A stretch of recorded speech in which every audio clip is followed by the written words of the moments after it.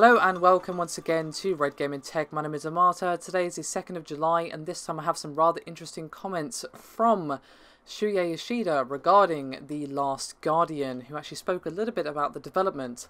Now, of course, we all know that the vision for The Last Guardian just was not fit for the PlayStation 3 and was, of course, moved over to the PlayStation 4, which, of course, caused an absolutely massive delay.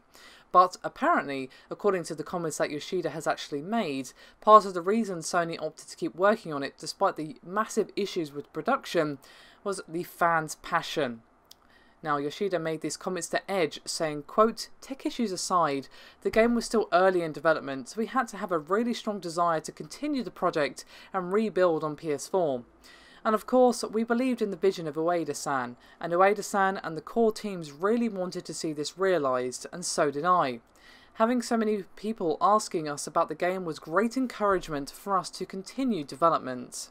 But apparently, it kind of hinged on the feedback from fans, and if fans had kind of forgotten about it and hadn't been so vocal that, you know, we wanted The Last Guardian, the project would have been axed a long time ago. And Yoshida finished up by saying, quote, "If everyone stopped asking about it, probably we would have." So basically, shouting loudly, or at least saying, hey, we really want this game, you know, enough of you saying that, does actually make a difference. And the outcry for this particular game, of course, has been very loud for quite some time. Despite the fact that, of course, whether or not this game was actually going to ever release was very much shrouded in darkness. That's why the reveal at E3 this year was so huge and was an excellent kickstart to their conference. I myself was just like, yes, finally, we actually know for certain that The Last Guardian is still a thing that exists, and we've actually seen our first real gameplay. That's how long it's taken to get our first proper look at what The Last Guardian actually is. And of course, it looks fantastic. Looks, well, like a Team ICO game, to be honest. It looks like a fitting successor to both ICO and Shadow of the Colossus.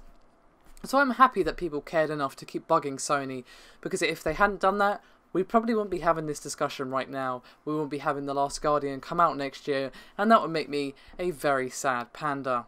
So it just goes to show you, feedback does actually matter, and your voice is actually being heard. Of course, it does take a lot of people saying things at once to be heard, but that's just the way of the world, unfortunately.